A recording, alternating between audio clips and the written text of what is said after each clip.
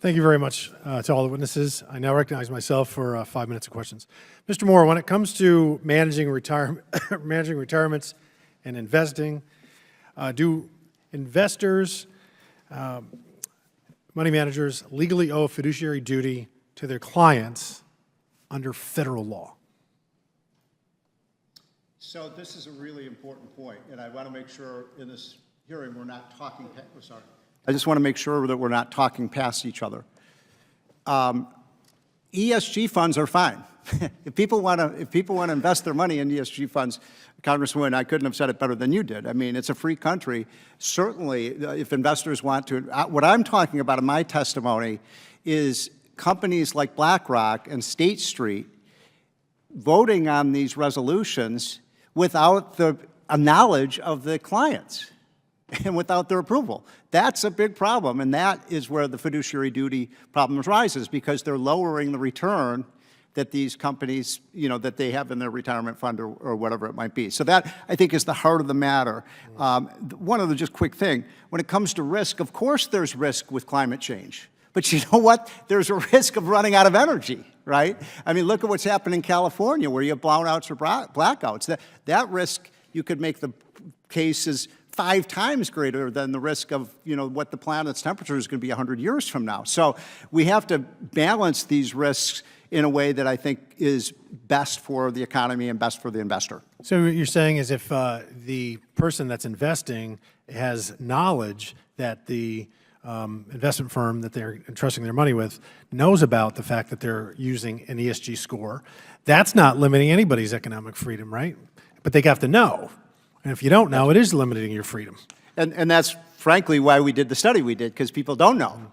And now they do know. And so, we have, if you look at our testimony, you can see the companies that were the worst in terms of, protecting fiduciary duty were companies like BlackRock, companies like State Street, companies like UBS, and the best were companies like Vanguard and Dimensional and Fidelity. Yeah. Ms. Gunasekara, my understanding is you were the chief of staff for the EPA? Yes. All right. In your opinion, when it comes to advancing environmental goals, can we justify the green at all cost approach that permeates not just the federal government, but now our financial systems that threaten to wipe out the use of our most really reliable energy sources? No, not at all. We in this country, when the government essentially gets out of the way and lets U.S. oil and gas workers do what they do best, we know how to cultivate, refine, transport, and deliver energy resources in the cleanest, most efficient manner compared to any country out there.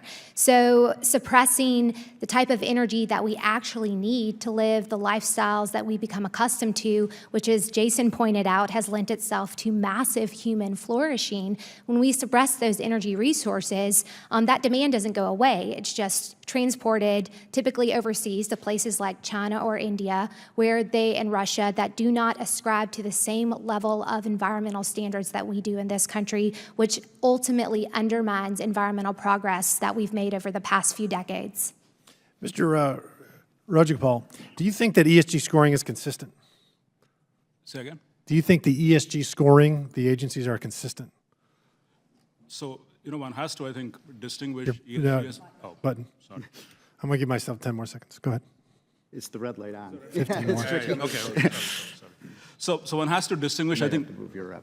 Oh, sorry. A little closer. There you go. Thank you. So one has to distinguish ESG, the idea, with ESG, the practice. So you're right. The practice of ESG, which is, I think, what you're alluding to, the rating agencies, that's a work in progress, for sure. Okay, yeah, because when you look at like traditional competing rating agencies like Fitch and S&P and Moody's, they reach a similar credit evaluation 99% of the time. But when you look at the large ESGs, they're only come up with the same correlative ratings 54% of the time. So that leaves a lot to be desired, particularly when you are talking about billions, if not trillions of dollars at stake. Work in progress scares me, and there's a hell of a lot more risk in work in progress than it would be when you have professional agencies that come up with the same conclusion over and over again. And we're talking about folks' money and economic freedom and economic security that's of vital import. Do I have one more? I'm going to yield myself that 20 seconds from the microphone deal. One quick question. Mr. Isaac, you focused much of your work at Life Powered on telling our nation's energy story, and part of that story is the impact that policy has on consumers. What should Congress be most worried about when we think about ESG and the future of American energy? And if you can do that in 30 seconds or less, thanks. Yeah, I think energy independence is probably the most important thing as we continue to see this demonization, not only from financial institutions and politicians alike. These anti-American energy policies are crushing the least among us. As I mentioned in my testimony, we're seeing increased number of disconnects from utilities, something that 1 in 6 Americans are experiencing over the last 12 months. And I think that's what policymakers need to focus on. And ESG is just this discrimination against American energy producers, the most responsible producers on the face of the earth. Thank you very much for being quick. I appreciated that. And